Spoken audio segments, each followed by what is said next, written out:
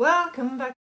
Hi everyone, welcome to my channel. I'm Simon of Savage Reads, and today I'm joined again by my friend Sarah Schmidt. Hello. And today she's had a nosy through my bookshelves downstairs. I have. And chosen 5 books that I don't know what they are. She could troll me. They could be books that we both loved. They could be books she wants to read and find out more about. Who knows? And hopefully I remember them. And I'll link all the videos to the previous... No, I'll link all the previous videos down below. Yes. That's what I wanted to say. Yeah. And all the books that we mentioned Down will below. be linked down below. Down I'm really below. bad at saying that. Oh, and also I'll say, you can find out how me and Sarah met, and we've done a chatty video of our Reading Horizons a while back, which I'll also link down below. Yes. So, Simon, I had a great time downstairs. Down below. I had a look around and I found it very difficult. Why? Because there are so many books down there that I loved, and then there were also things I'm like, never read them. Let's begin, shall we? Book 1, and it is A Little Life. One of the most controversial books on BookTube and just in general, by Hanya Yanagihara. I'm going to say something, and that Simon, maybe I've been talking too much to you. Anyway, this would have to be one of my most favourite books of all time. Yes. Of all time. This book means so much to me, I can't tell you. You're I'm going to cry. And it normally doesn't happen. I think this is a sign of the book. And I understand, I will say this. This is one book where if people love it, I love them all the more for it. But I can understand completely why some people that I love hate it. I understand why people don't like this. And actually, you know, look, we'll get into that later maybe. But I find this book... I can't even talk about it without wanting to cry. I feel, that is how I feel about this book. It is, I read it, so I had just finished the final proofs of See What I've Done and been working on that book for such a long time.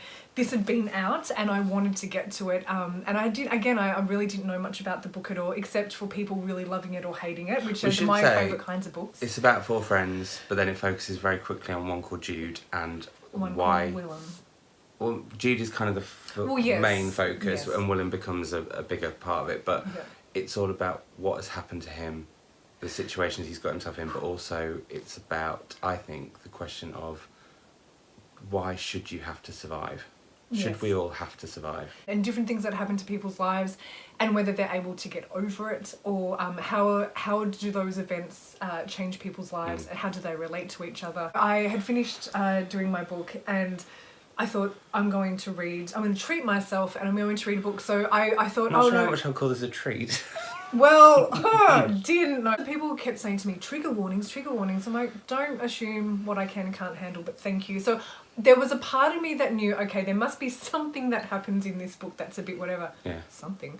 It's a constant. It is unrelenting, and I think that's what some people have, like, it is unrelenting. Well, some people say they can't believe it, but actually I don't agree with that, because I think there are some people who go through horrendous things in life. They do. And I think it just becomes part of their life in different ways. Yes. I will say one thing that I think, the other thing that is the myth around it, isn't it, about she wouldn't let anyone edit it, but that actually works for me because it's not a perfect book, and I actually think if I find perfect books, something puts me off them a bit. I like a quirk or an edge or something that's a bit rough and ready. Yeah. Like I like my men. It was the fact that it didn't feel edited, I could not stop reading it, and I couldn't take breaks on that one. No, neither could I. I read it in a 3-day weekend. Okay, so I normally, so this, I mean, it's a tome, it's a hefty book. So I'd finished doing all my stuff, and then I thought, right, I'm going to get into this book. And I couldn't put it down. I read it in about 5 days, and I hated anyone who stopped me, or anything stopped me from preventing to read this book, because I started feeling like I had these characters surrounding me. I lived and breathed it. I saw everything through this lens. I felt embraced by this book, and then there were 3 big moments in the book where I uncontrollably sobbed so much. I feel like I'm going to now.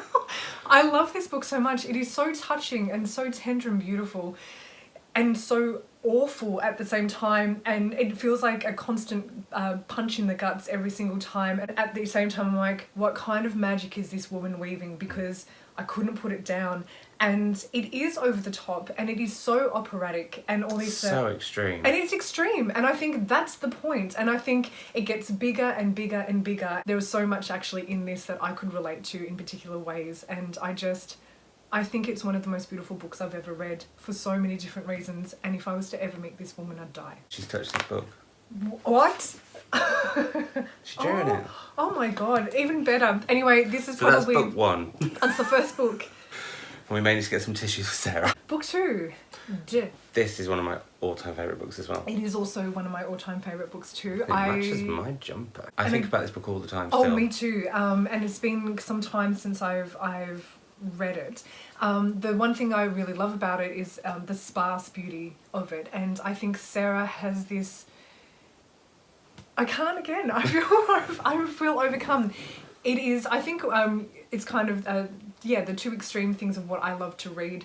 This over dramatic blowing thing, and then very small, quiet books. And I'd say this is such a quiet book, so quiet in fact that I don't think, like I've spoken to people who've read it afterwards, and they're like, oh, I didn't really feel this thing. But then once you start talking to them about it and you start unpacking the things, it becomes apparent to them, oh, actually, this was a huge book. Well, when I read it, I was getting everyone to read it, and my mum, I gave a copy to her, and she was reading because we were going to an event that Sarah was doing, and Mum was a bit like, because my mum would come to a previous event, so Mum is a fan of Sarah's books, basically. That was a really long way of saying that. And I'm a fan of Sarah. Yeah, Sarah's a wonderful woman as well.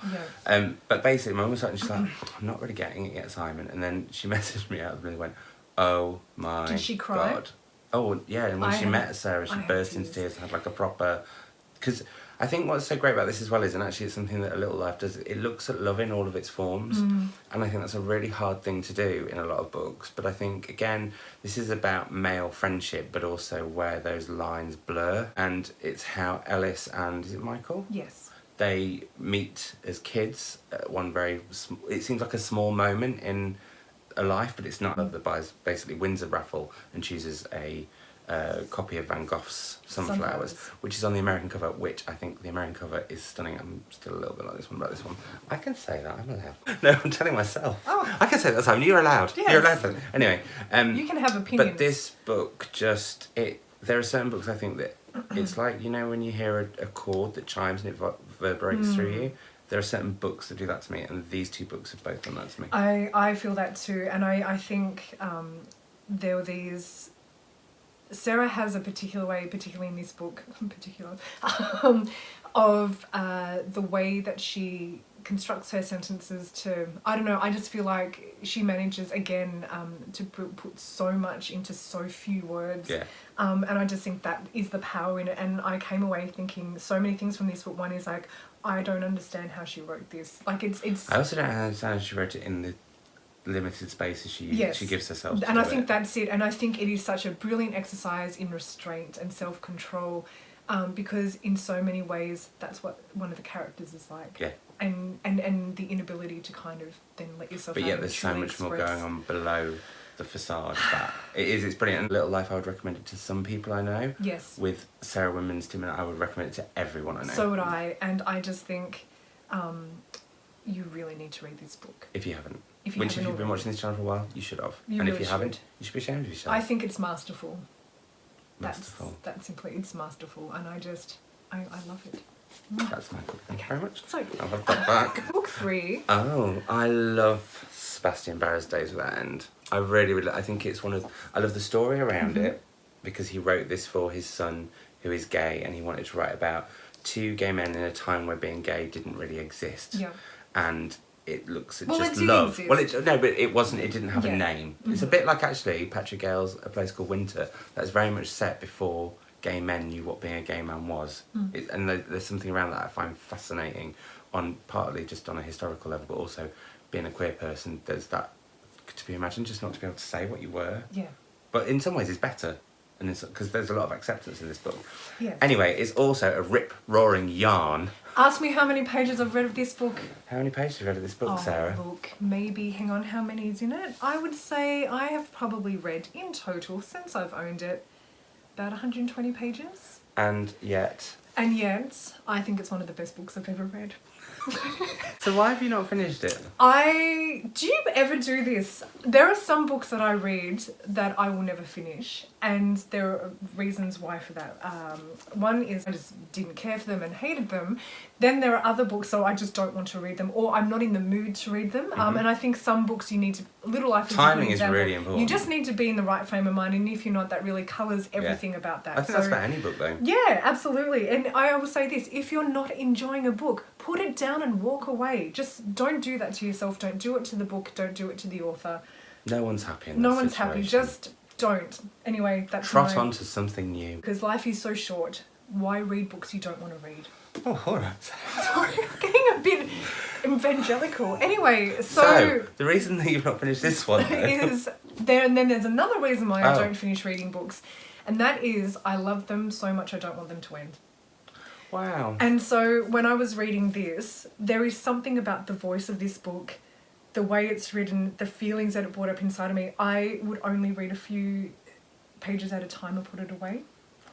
And then I can't remember at what stage. Do you think ever we'll get to... Well, because we have briefly talked about this book, because Yeah. when Sarah was arrived, we were talking about some of the books on my shelves, Yeah. but we had to do the thing where we're like, no, save this content. Save it. Move 'Cause away. Look But how great it is. I did say that Sebastian Barry's books are actually following a family, which I think means... Blew my mind because I've read other ones of his books and which I've just loved so much, and I didn't even pick that up. What I realised I was doing when I was reading it was I was loving it and stuff, but then I started reading it quite in more of a technician way, so I was trying to deconstruct what Sebastian was doing because I was wanting to get something from it that might help me with my current book that I'm trying to write. So there was partly that, and I thought, no, I'll put it down because I don't want that to kind of ruin everything. Yeah. So every time then I would go back to the shelf and bring it out and have a read, and I would just love it so much, and I would start feeling this surge in my body going, oh God, if I keep going it's going to end, and I don't want it to end. Do you think you will read it to the end ever?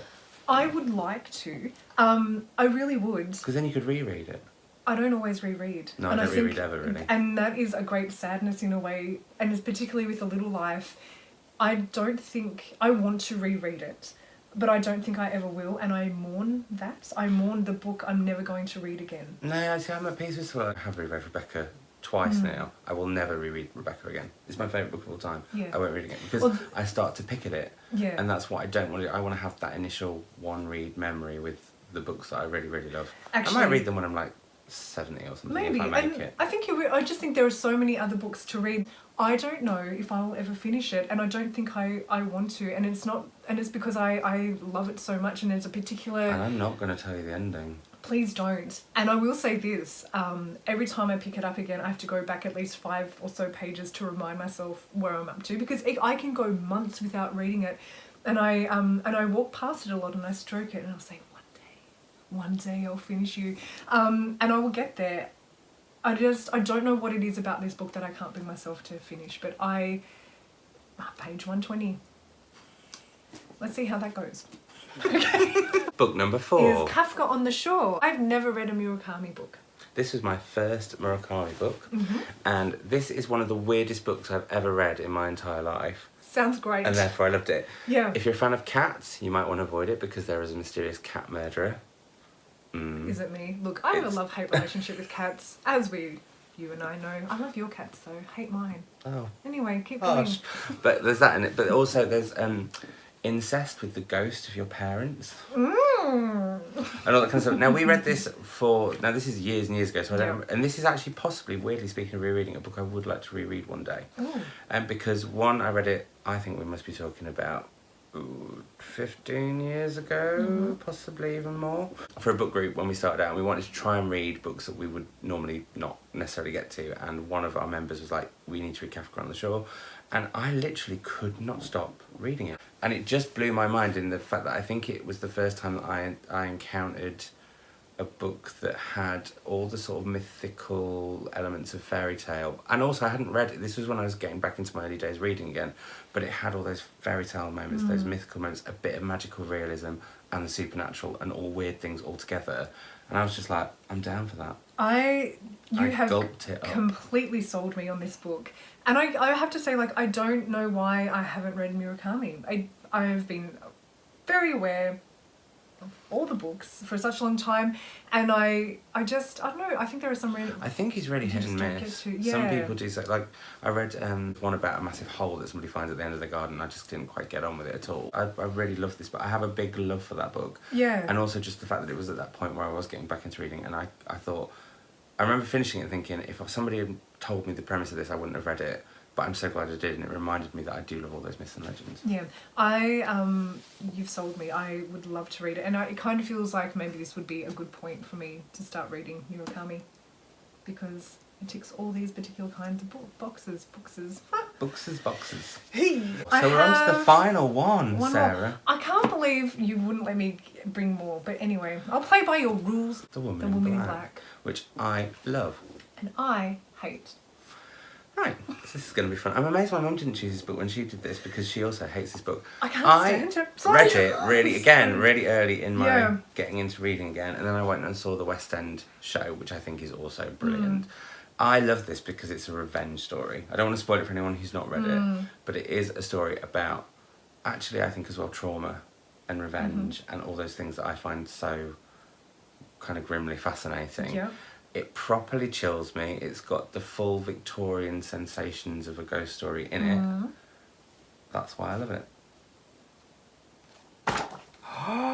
It's a book... This came from the Dulwich College English department. Where did you get it from? From your mummy? No, I bought it second hand, I think. It was a second hand bookshop, yeah. When was this written? I don't know. I think it's... Well, the West End show's been going for like 30 odd years. Okay, so I had never... I'd known about this book for a very long time. And I think I had known about Susan for some of her... she can be quite cantankerous. Opinions about people and things. So there was that. And so I had never read The Woman in Black. And people like you would say, like, oh, it's this, this big, great, grand... People like you.